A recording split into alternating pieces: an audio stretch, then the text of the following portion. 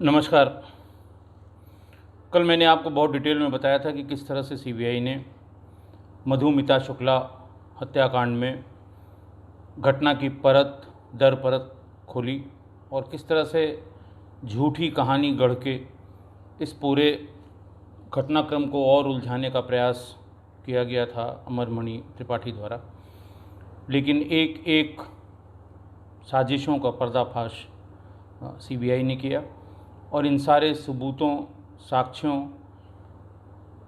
को कोर्ट में प्रस्तुत किया और इन्हीं सब के आधार पर कोर्ट ने उन्हें सज़ा दिलाई।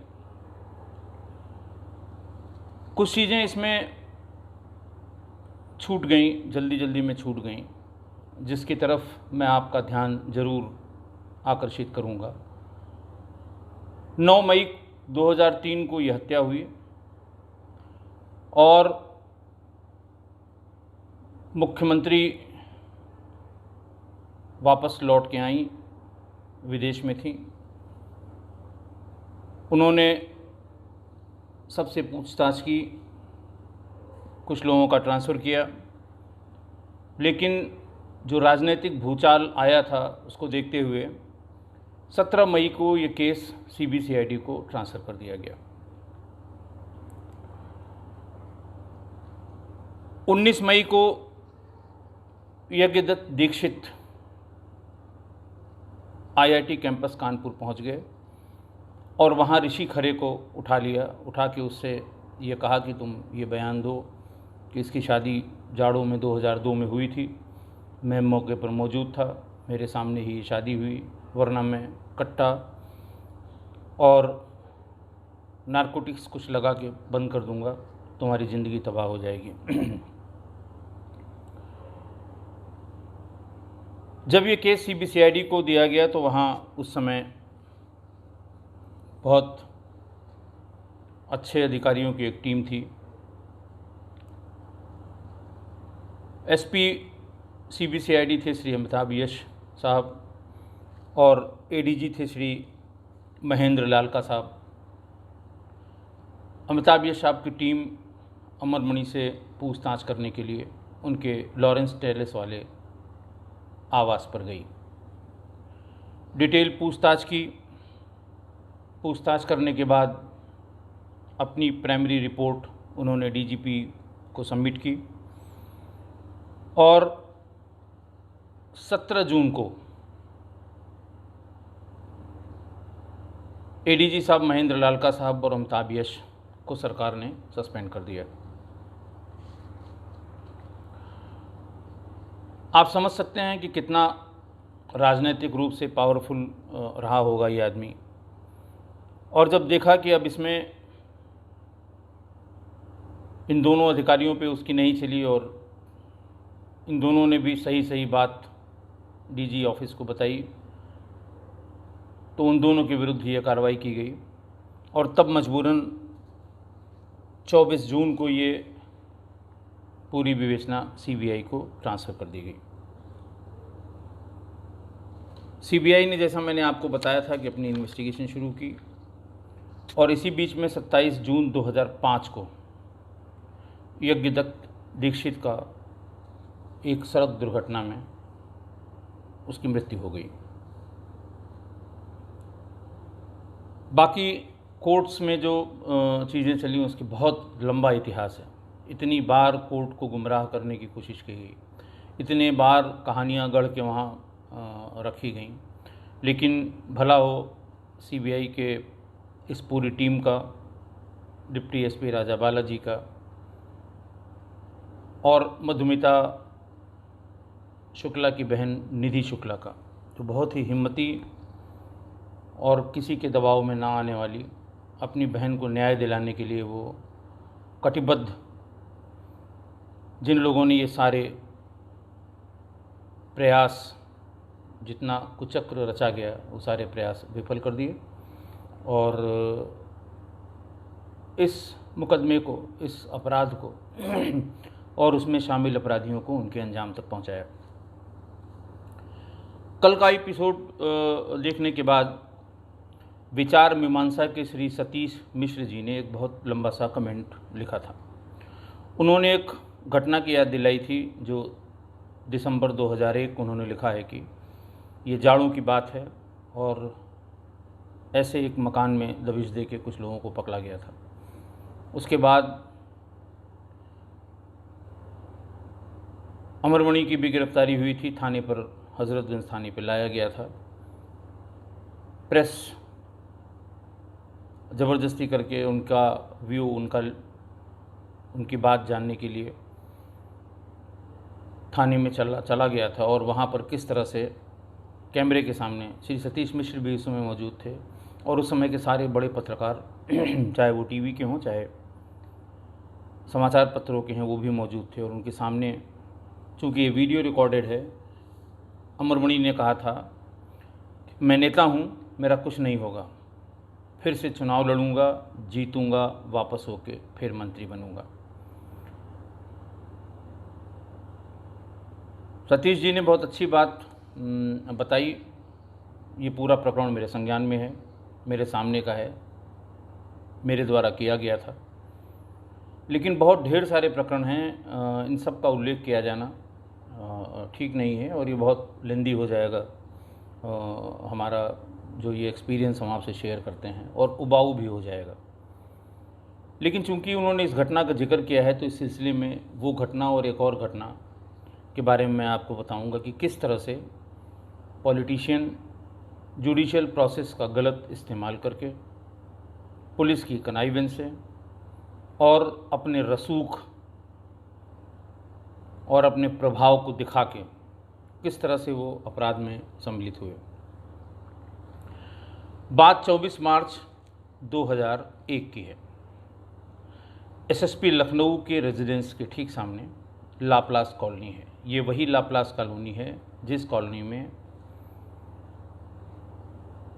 मेंबर पार्लियामेंट के हैसियत से स्वर्गीय प्रधानमंत्री श्री अटल बिहारी वाजपेयी का सरकारी आवास था, जो उनको मेंबर पार्लियामेंट यानी एमपी यानी देश के सांसद होने के लिहाज से अलॉट किया गया था और वो जब जब लखनऊ आते थे अपने इस आवास में ज़रूर जाते थे। प्रधानमंत्री के तौर पे भी वो जब जब लखनऊ आए हैं, हर बार तो नहीं गए लेकिन कम से कम 2-3 बार, चूँकि मैं उस समय एसपी सिटी था, अपने इस आवास पे गए हैं। उसी लाप्लास कॉलोनी में एक मकान नंबर 1B है, जिसके बहुत बड़ा मकान है, पॉश लोकेलिटी है, सारे वीआईपी रहते हैं। वो मकान कृष्ण देवा, पुराने सरकारी अधिकारी थे, उनके नाम था। उनकी मृत्यु हो गई। उनके 3 बच्चे थे, सुरेंद्र देवा, तेजेंद्र देवा और नरेंद्र देवा। ये मकान नेचुरल कोर्स में उनके नाम आ गया। सुरेंद्र देवा की बीच में मृत्यु हो गई, नरेंद्र देवा अमेरिका जाके बस गए। तेजेंद्र देवा दिल्ली में रहते थे। उन्होंने उस मकान के रख रखाव के लिए एक नौकर अपना राम कुमार वहाँ रख छोड़ा था और नीचे के एक थोड़े छोटे से पोर्शन में एक कन्हैयालाल भूटानी नाम के आदमी को किराए पर दे रखा था, लेकिन वो वहाँ बहुत कम रहता था। इस मकान पर अमरमणि की नज़र पड़ गई, नज़र लग गई। उस समय अमरमणि मंत्री थे। एक दिन का मतलब 24 मार्च 2001 को कई बड़ी गाड़ियों में सवार होकर बहुत ढेर सारे लोग उस मकान में पहुंचे। नौकर को बांध के एक बाथरूम में डाल दिया। भूटानी उस समय थे नहीं और 40-50 लोग रहे होंगे उस मकान में। पुराने ब्रिटिश पीरियड के जो फर्नीचर थे, जैसा काली लकड़ी के बड़े बड़े शीशों वाले, उसी तरह के बिना जो तांत की बिनाई वाले बड़ी बड़ी कुर्सी, मेज़, पलंग, बहुत पुराने, ये सब 2 ट्रकों में लदवा के और उसे वहाँ से भेज दिया गया। उसकी जगह पे टेंट हाउस के सोफ़े, कुर्सियाँ, दरी, चद्दर, किचन का सामान, ये सब पहले से रेडी था। यानी ये सामान का वहाँ से निकलना और नए सामान का वहाँ आना, ये 1 घंटे में हो गया होगा, बहुत लगा होगा, 1.5 घंटे हुए होंगे। और उस मकान में बाहर एक बड़ा सा बोर्ड अमरमणि त्रिपाठी राज्य मंत्री उत्तर प्रदेश सरकार का नेम प्लेट उस पर लग गई। बाहर कुर्सियां पड़ गईं, भीतर जो ड्राइंग रूम का इलाका था उसमें कुर्सियां पड़ गईं, उसमें सब में 15-20 आदमी बैठ गए। पड़ोसी हतप्रभ थे, सब बड़े लोग थे। किसी तरह से ये सूचना दिल्ली में तेजेंद्र देवा को दी गई। उन्होंने मेरे एसएसपी बीबी बख्शी को फ़ोन किया। वो पूर्व पुलिस अधिकारी हैं RAW के, बहुत ही सीनियर अधिकारी थे जो अमेरिका में बस गए हैं, रॉ के अधिकारी थे। उन्होंने मुझे भी फ़ोन किया और बहुत ही इमोशनल बात की कि पुलिस में रह के देश की सेवा की गई है और आज हमारा ही मकान लुट गया, कब्जा हो गया, वो भी एसएसपी के रेजिडेंस के सामने। अटल बिहारी वाजपेयी जी, माननीय प्रधानमंत्री जी के जो उनका जो शासकीय आवास है मेंबर पार्लियामेंट की हैसियत से, उससे 10 कदम की दूरी पे बात चुभने वाली थी। RP सिंह हमारा इंस्पेक्टर था हज़रतगंज में। उन्होंने फ़ोन किया, मैंने RP सिंह को आवाज़ दी। थाना कैंपस में ही CO हज़रतगंज और SP सिटी के आवास की कार्यालय हुआ करते थे। RP सिंह 2 मिनट में आ गए। RP सिंह से कहा कि आप पता करिए। बोले साहब अभी भी हमको भी किसी ने बताया है। किसी ने क्या, उनका नौकर किसी तरह से भाग के आया है, वो थाने पे ही वो हमको बता रहा है। ये बता रहा है 50-60 आदमी हैं और उसमें बोर्ड ऐसे लगा हुआ है। मैंने कहा RP सिंह ये तो बहुत ही ख़राब बात है, यहीं नाक के नीचे एक पूर्व पुलिस अधिकारी का इतना बड़ा बंगला कोई कब्जा कर ले, फोर्स की ज़रूरत पड़ेगी। एक प्लाटून PAC ली, मैं और RP सिंह, हम दोनों लोग वहाँ पहुँचे। वहाँ जितने लोग बैठे हुए थे सबके पास 2-2 4 कॉपियाँ, एक मिसलेनियस मजिस्ट्रेट मुंसिफ हवाली होते हैं उनके यहाँ का, उनका एक आदेश सबके हाथ में था। 10 मिनट उनसे बात की गई। अमरमणि मौजूद नहीं थे कि भाई ये इतना पुराना मकान है, सब सारे पुलिस वाले यहाँ जानते हैं, रिटायर्ड पुलिसकर्मी भी वहाँ रहते हैं, कुछ IPS अधिकारी, एक रिटायर्ड CO जो वहाँ CO हज़रतगंज बहुत दिन रहे हैं वो भी पास में ही रहते हैं, वो भी आ गए। का इतने लोग हैं, ये मकान उनका है, आपके पास ये कब आया, कैसे आया? उन्होंने कहा साहब इस आदेश से हम यहाँ पर हैं। आदेश का पता किया गया तो जो मैं बता रहा था, किससे कहानी गढ़ने, फॉल्स स्टोरीज़ बनाने, एलिबी क्रिएट करने में इस अपराधी राजनीतिज्ञ का कोई जवाब नहीं था। कोई 1 साल पहले उस पते पर एक टेलीफोन का कनेक्शन लिया गया। उस समय लैंडलाइन फ़ोन ही हुआ करते थे और उस टेलीफोन को न उस मकान पे न लगा के सामने की तरफ गली में एक PCO था, उसमें वो कनेक्शन लगा दिया गया। हर महीने उसका बिल जमा किया गया। पता वही था, 1B लाप्लास कॉलोनी हज़रतगंज। इसके अलावा जो बिजली का बिल आता है उसमें एक एप्लीकेशन देके कि साहब ये मकान में मैं किराएदार की हैसियत से रहता हूँ, इसके मकान मालिक अमेरिका में बस गए हैं, वहाँ चले गए हैं, वो आते नहीं हैं, रह के ये बिजली कट जाती है, मकान मालिक इसका पैसा पेमेंट नहीं करते हैं, वो आ नहीं सकते हैं, लिहाजा ये एक कनेक्शन अलग से मेरे नाम से दे दिया जाए, जिसका मैं इस्तेमाल करूँगा, पैसा भरूँगा। वो कनेक्शन भी उनको अलग से एक कनेक्शन उसी मकान में किराएदार की हैसियत से कागज़ पे लग गया। मौके पर ये नहीं लगा, वरना अगर मौके पर होता तो वो नौकर इस बात को बताते। इन 2 डॉक्यूमेंट्स, फर्जी डॉक्यूमेंट्स जो पहले से तैयार किए गए थे, उनके आधार पे मुंसिफ हवाली के यहाँ एक एप्लीकेशन दी गई कि मैं बतौर किराएदार इस मकान में इतने दिनों से रह रहा हूँ, मेरे नाम से इसमें टेलीफोन है, मेरे नाम से इसका बिजली का बिल आता है, और मकान मालिक फ़लाँ फ़लाँ, ओरिजिनल नाम उनका जो श्री नरेंद्र देवा जो अमेरिका में रहते हैं, वो बार बार गुंडों बदमाशों को भेजकर मुझसे ये ज़बरदस्ती मकान खाली कराने का प्रयास कर रहे हैं। प्रभावशाली व्यक्ति हैं। कोर्ट के सामने अगर ये इतने कागज़ ये जाएंगे, तो उन्होंने कहा नहीं भाई, ऐसे कोई नहीं खाली करा सकता, और इनसे मकान विधि पूर्वक लॉफुली ही खाली कराया जा सकता है, तो कृपया इनके कब्जा दखल में अवरोध न उत्पन्न किया जाए। ये स्टे, और इसी का वो ऑर्डर हाथ में लिए हुए थे। कम से कम 100 कॉपियाँ कराई थी। जितने लोग वहाँ मौजूद थे सबके पास 2-2, 3-3 कॉपियाँ थी। हम लोगों को देख के वो झपट पड़े, बोले साहब हम यहाँ रहते हैं, हम इसमें कौन सी नई बात है।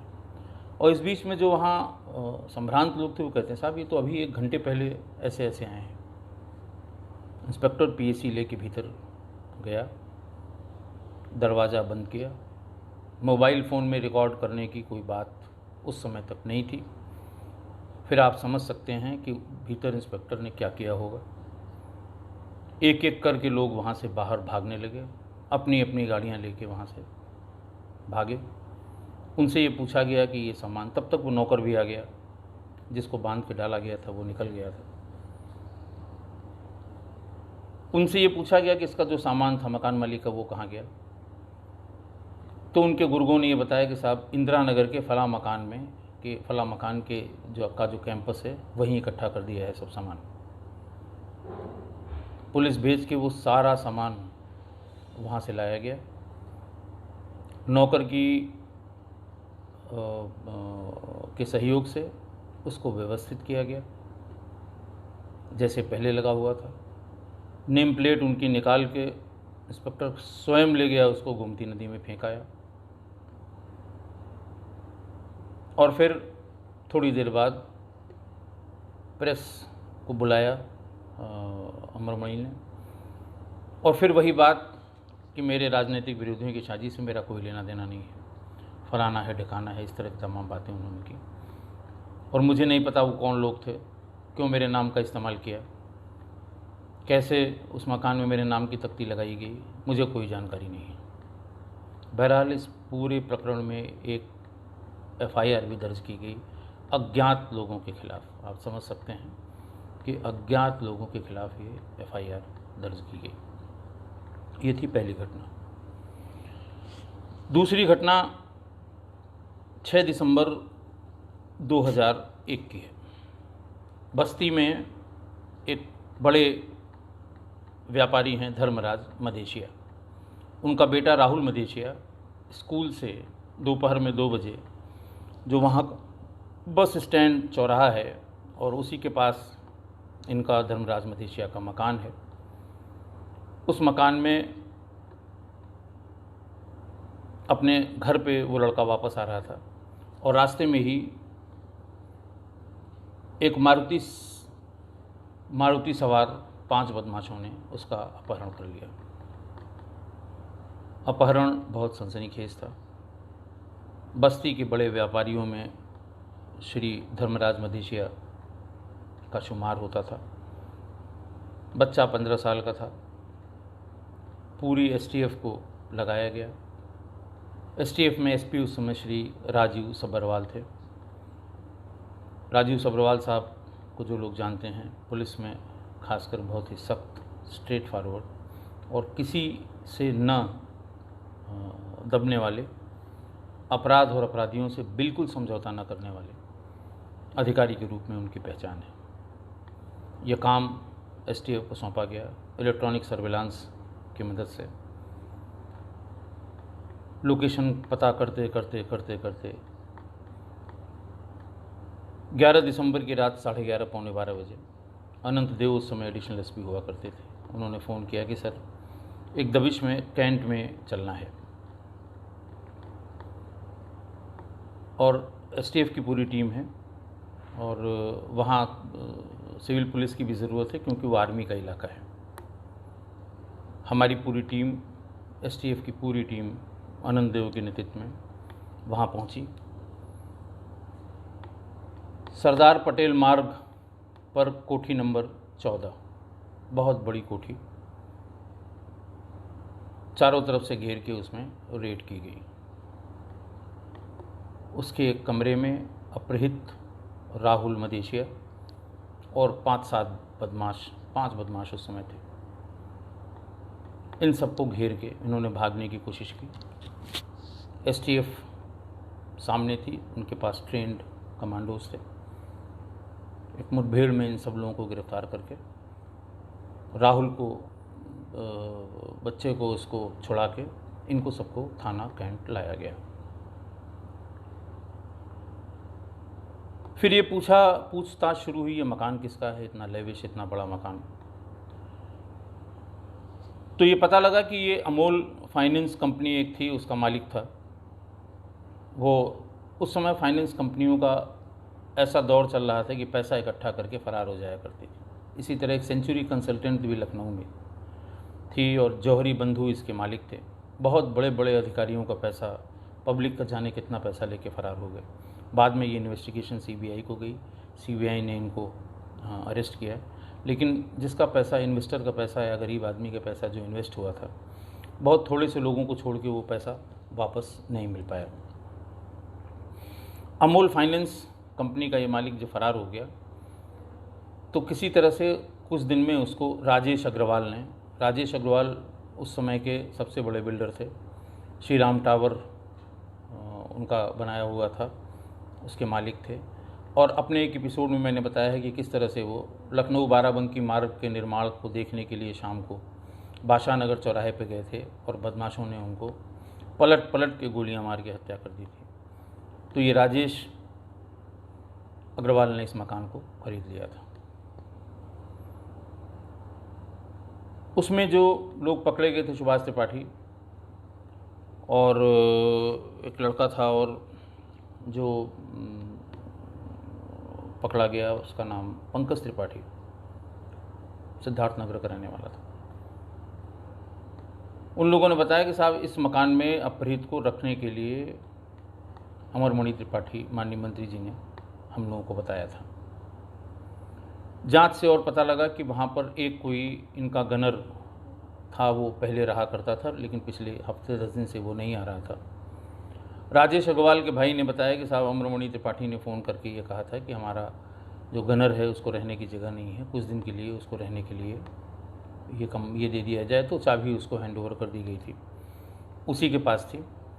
और अमरमणि के कहने पे ये सब बदमाश वहाँ पे आए, चाबी उनको दे दी गई और वो खोल के उसी में अपहृत को रख के और अलग अलग जगहों से फ़ोन कॉल करके उससे 5 करोड़, 4 करोड़, फिर 3 करोड़ तक फिरौती मांगने की कॉल ये लोग करते रहे, जिसमें एसटीएफ ने सर्वेलांस से उनको लोकेट कर लिया।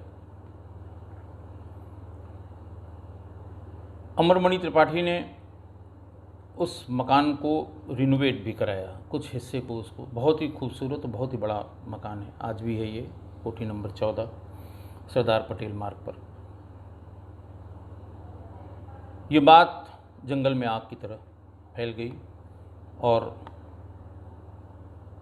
खबर भी पहुंची। और जैसा आप जानते हैं, नेता और ख़ासकर ऐसे नेता जिनकी आपराधिक पृष्ठभूमि हो, वो यही कहते हैं कि साहब राजनीतिक साजिश है। उसी शाम, उसी रात मुख्यमंत्री थे माननीय श्री राजनाथ सिंह जी, जो वर्तमान में देश के रक्षा मंत्री हैं। इनके संज्ञान में बात आई, लखनऊ की बात थी, उनके मंत्रिमंडल में एक राज्य मंत्री के बारे में बात थी। अगले ही दिन मुख्यमंत्री श्री राजनाथ सिंह जी ने अमरमणि को मंत्रिमंडल से बर्खास्त कर दिया और एसटीएफ से संबंधित और लोग, लोकल पुलिस को ये आदेश किया कि हर हाल में इसकी गिरफ्तारी की जाए। इनका वारंट अमरमणि त्रिपाठी का बनवाया गया। ये वारंट लेके पुलिस गोरखपुर भी गई, इनके यहाँ के आवास पे भी गई। काफ़ी भाग दौड़, काफ़ी प्रयास किया गया और बाद में आनंद देव की टीम ने इनको गिरफ्तार किया। गिरफ्तार करके ये हज़रतगंज थाने पर लाए गए। हज़रतगंज थाने पर थोड़ी देर तो ये एसटीएफ वालों से, चूँकि इसके अरेस्ट के संबंध में बताया गया था, मैं भी मौके पे पहुंच गया था जहाँ से गिरफ्तारी की गई थी। कोशिश करता रहा कि मुझे आधे घंटे का मौका दिया जाए, मुझे 1 घंटे का मौका दिया जाए, जो इसकी आदत थी। रोना, गिड़गिड़ाना, अपनी बातें कहना, बातें बनाना, दुनिया भर की बातें। इसी बीच में प्रेस वाले भी आ गए। विचार मीमांसा के सतीश मिश्रा जी ने जिस घटना का जिक्र किया है वो इसी समय यहाँ हुई थी। सारा प्रेस इकट्ठा हो गया। लोगों ने जिद की कि हमें इनकी बाइट लेनी है, इनका भी विचार जानना है, ये क्या कहते हैं इस मामले में। मंत्रिमंडल से बर्खास्त हो चुके थे और जो प्रोटेक्शन हासिल होता है मंत्री के दर्जा होने की वजह से, वो ख़त्म हो गया था। मात्र विधायक थे उस समय। पत्रकार नहीं माने और भीतर चले गए। होंगे कोई 60-70 के आसपास हजरतगंज थाने में। वहीं इनसे पूछा गया कि साहब इस मामले में आपको क्या कहना है। जहां अमरमणि ने पूरी ऐठन से कैमरे के सामने ये कहा था कि मैं नेता हूं, मेरा कुछ नहीं होगा, मैं फिर चुनाव जीतूंगा, जीत के आऊँगा, फिर मंत्री बनूंगा। इन दोनों घटनाओं को बताने का मेरा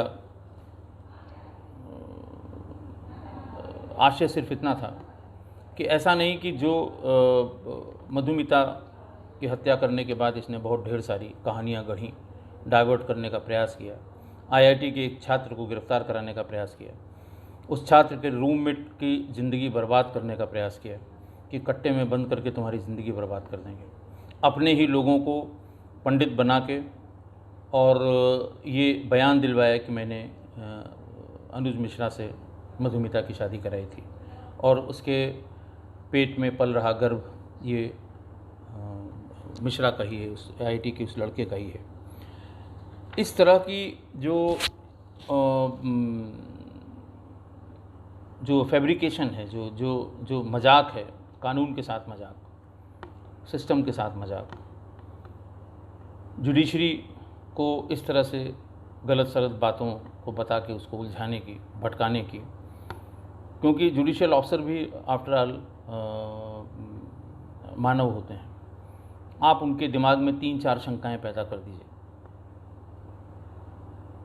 और इन सब का माहिर अमरमणि त्रिपाठी था।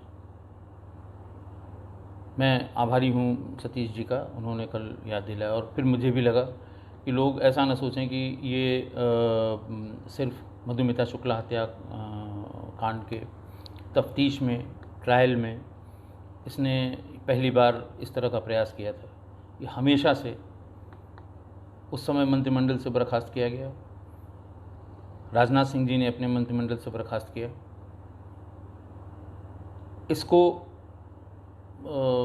जैसे ये कहते हैं ना कि जब 2 वरिष्ठ अधिकारियों ने, नॉन अधिकारियों ने, जिनकी अपनी रेपुटेशन है, जब इसको क्लीन चिट देने से मना कर दिया, इसका कहा मानने से मना कर दिया कि ऐसा करिए, ऐसा बताइए, ऐसा है, इसको लिखिए, ये बयान मत लिखिए, उन दोनों को उस समय सस्पेंड कर दिया गया। तत्समय की मुख्यमंत्री सुश्री मायावती जी को कन्विंस करके ऐसा किया था। मेरे साथ जो हुआ था गाज़ियाबाद में, मैंने आपको बता ही दिया। तो इस तरह सिस्टम को अब धीरे धीरे पब्लिक भी समझने लगी। ये बयान मैं भी कभी नहीं भूलूंगा जब उसने कहा था कि मैं नेता हूँ, मेरा कुछ नहीं होगा, और बार बार इस ट्रायल में ऐसा लग रहा था कि इसका कुछ नहीं होगा, ये फिर एक बार बाहर निकल आएगा। लेकिन नियति साफ गोई, सीबीआई के अधिकारियों की निष्ठा समाज के प्रति, और जो प्रोसेस है, जो सिस्टम है उसके प्रति, उसने अमरमणि और उनकी पत्नी दोनों को, और साथ में जो और हत्यारे थे, उनको अपने नियत स्थान तक पहुंचा दिया। आज बस इतना ही, और आज अगली बार मैं अपनी नई पोस्टिंग पर inter state border police force में जालौन में जहां पोस्ट हुआ था, थोड़े दिन के लिए ही सही मैं वहां गया था, वहां के अपने अनुभव आपसे साझा करूंगा।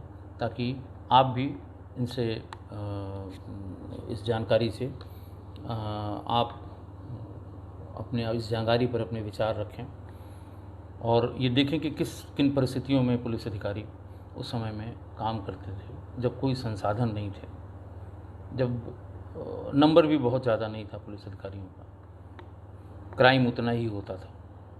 तो उस समय की स्थितियों, उस समय की कार्रवाई, उस समय की पुलिसिंग, उस समय के अधिकारियों के बारे में अगले अंक में आपसे रूबरू होऊंगा। बहुत बहुत धन्यवाद।